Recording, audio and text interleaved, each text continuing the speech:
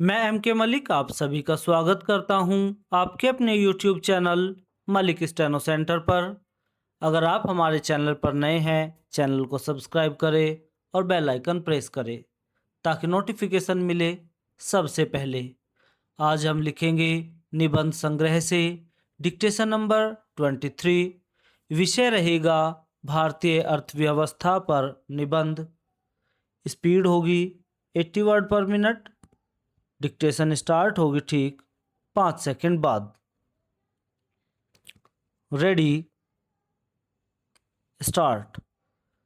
भारतीय अर्थव्यवस्था के बारे में बात करने से पहले भारतीय अर्थव्यवस्था की प्रकृति को जानना और समझना बहुत आवश्यक है।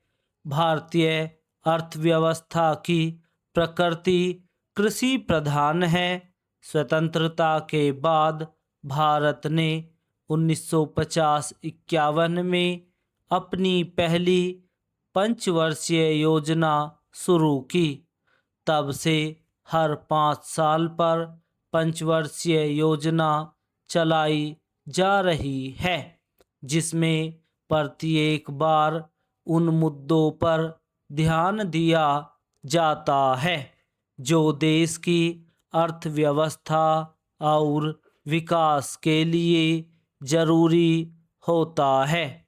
हालांकि भारत एक कृषि आधारित अर्थव्यवस्था है, लेकिन उद्योग, उपभोक्ता वस्तुओं और पूंजीगत सामान दोनों, सेवा क्षेत्र, निर्माण, व्यापार, वाणिज्य, बैंकिंग प्रणाली आदि और सामाजिक आर्थिक बुनियादी ढांचे के विकास पर बहुत जोर दिया गया है, जैसे शिक्षा, स्वास्थ्य, आवास, शक्ति, ऊर्जा, परिवहन, संचार आदि।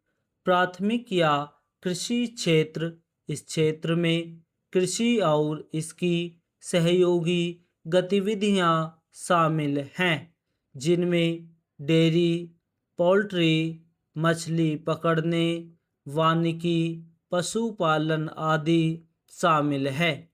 प्राथमिक क्षेत्र में अधिकांश सामान्य प्राकृतिक संसाधनों का उपयोग करके उत्पादित किए जाते हैं, क्योंकि भारत एक अति कृषि आधारित अर्थव्यवस्था है, इसलिए यह क्षेत्र आर्थिक विकास के लिए महत्वपूर्ण भूमिका निभाता है। द्वितीयक या विनिर्माण क्षेत्र, इस क्षेत्र को औद्योगिक क्षेत्र के रूप में भी जाना जाता है। इस श्रेणी में सभी प्रकार के विनिर्माण क्षेत्र, जैसे बड़े पैमाने और छोटे पैमाने शामिल है। लघु और कुटीर उद्योगों में कपड़े, मोमबत्ती, मुर्गी पालन, माचिस की डिब्बी, हैंडलूम, खिलौने आदि शामिल है।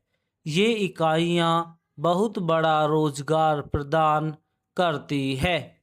दूसरी ओर बड़े पैमाने पर उद्योग जैसे लोहा और इस्पात, भारी इंजीनियरिंग, रसायन, उर्वरक, जहाज निर्माण आदि हमारे घरेलू उत्पादन में एक बड़ी राशि का योगदान करते हैं।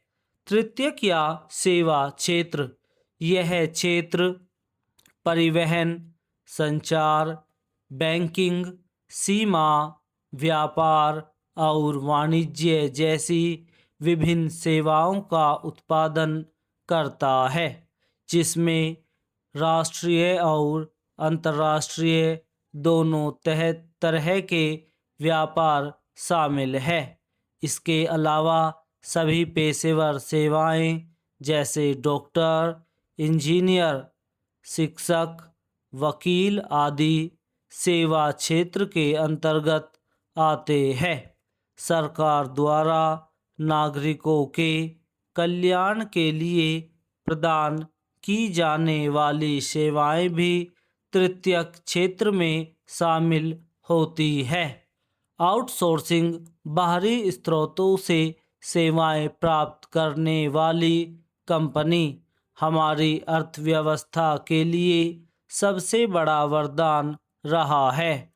हमारे पास अंग्रेजी बोलने वाली आबादी है जो भारत को सूचना प्रौद्योगिकी उत्पादों के साथ साथ व्यावसायिक प्रक्रिया आउटसोर्सिंग के लिए एक पसंदीदा गंतव्य बनने में सहायक रहती है।